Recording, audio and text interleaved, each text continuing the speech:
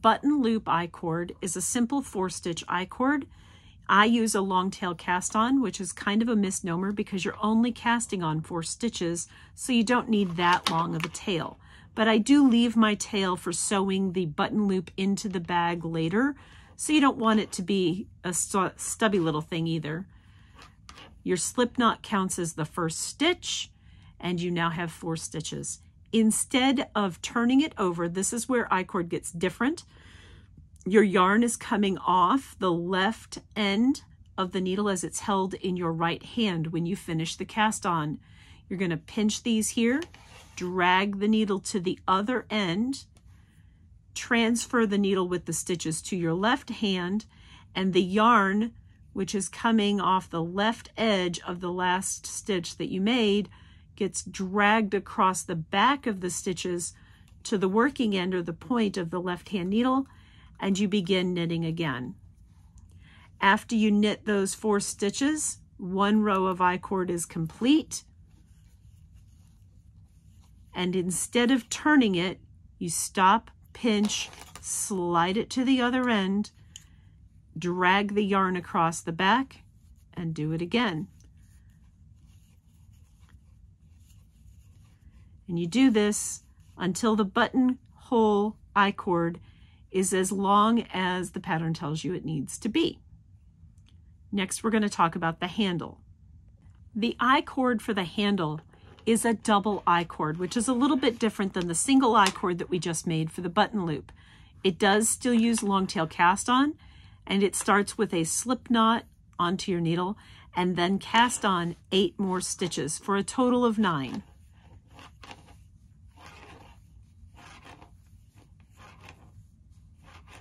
Sorry for the other end of the needle flailing around on my surface. Okay, 3, 6, 9. I'm good to go. This time, because we're doing a doubled I-cord, you do turn. You knit the first 5 stitches. So knit 5.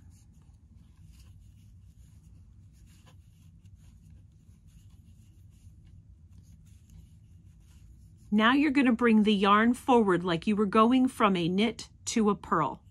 So now the yarn is in the front, and you slip the remaining 4 stitches purlwise. Turn your work over. Knit 5. So every row is the same. Knit 5.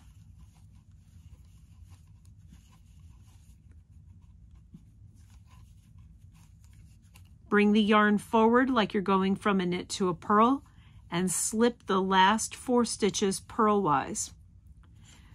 Turn it over.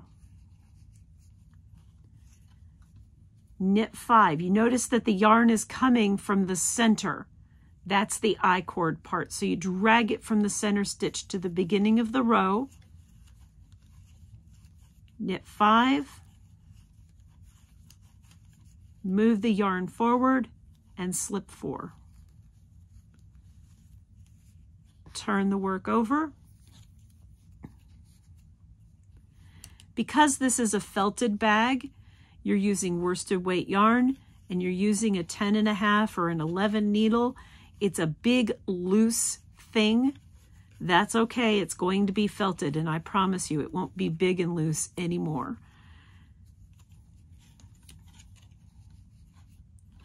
Knit 5.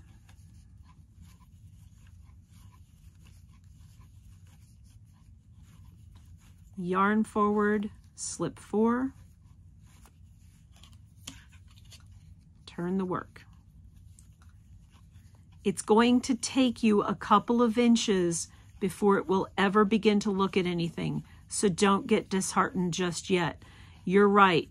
These floats across the back look ridiculous. It doesn't look like it's ever going to become anything, but hang with me. After having worked about 20 rows, all of a sudden, these floats begin to pull this edge in, and it starts to more closely resemble an I-corded handle with a cord at the beginning and the end of each one. And when you felt it, this will all disappear, and it will just be a wider, more sturdy handle. The last type of I-cord that this bag uses is an applied I-cord. Now your pattern tells you to make this I-cord in the main color, but if I did that, you would never ever be able to see anything that I'm doing. So I'm going to do it in a contrast color. You get the idea. Right here at the beginning of the round, you're going to cast on 3 stitches. And the easiest way to do this is just twist it and put the loop onto the left hand needle. And it says to do this 3 stitches. So I've added 3 yellow stitches onto the tip of my left hand needle right smack in the beginning of my round. And I'm going to knit 2 and then knit 2 together. And because I'm doing 2 colors, you're going to notice something that you wouldn't if it would, or it wouldn't be as obvious if it were all one solid color. So having knitted those 3 stitches, I'm now going to return those 3 stitches purlwise, in other words, tip to tip, to the left. And I'm going to do that again, knit 2 and knit 2 together. Return those 3 stitches purlwise to the left. When I do that, you'll notice that the yarn is coming out of the 3rd stitch away from the tip of my needle. That's okay. That's what we want. So for our 3rd row, we're going to do the same thing. Knit 2 and knit 2 together. Return these 3 stitches to the left. And now, because we want the inside or the top edge of the bag to pull to the inside of the bag, not flare outwards, what we're going to do is we're going to knit 2, and this time we're going to do a different kind of decrease. We're going to knit 2 bag stitches. So if you see them there, they're 2 green ones. 1, 2, together with one of my edging stitches, which is yellow. I've eaten up 2. Let me see if I can't zoom in for you. There we go. I've eaten up 2 of my green stitches and 1 yellow as opposed to previously. So let me do all of this again. 3 stitches moved back to the left. My number of stitches in my I-cord is always 3. They're yellow in this example. I'm going to knit 2 and then knit 2 together. That's 1 row of I-cord. Move these back to the left. Do it again. Knit 2 and knit 2 together. That's 2 stitches or 2 rows of I-cord. Move these 3 to the left again. Knit 2 and knit 2 together. 1 green, 1 yellow. For the 4th row of I-cord, we're going to knit 2, and then we want to reduce the number of stitches from our bag faster on this round. So I'm going to knit 2 green and 1 yellow together. And there's my I-corded edge. The green stitches are indeed showing up here, but if you did this in the bag color, in other words, the same color as the main color of your body, you would never notice. But what this does, let me slip these stitches back over here for a second. It's easier when they're not spanning 2 needles. What it does is it rounds the top edge of your bag, and because of the knit 2 together that I did here, as opposed to an SSK or a knit 2 together through the back loop, this is going to cause this I-cord to roll to the inside of the bag, which is what we want to finish the top edge.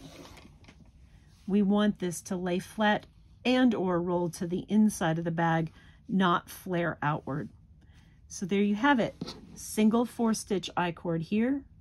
Zoom back out. Single 4-stitch I-cord here. Double I-cord for the handle, 9 stitches wide.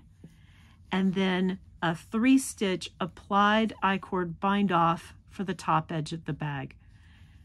I hope that answers any questions that you have about knitting your felted Fair Isle tote. Have a fabulous day.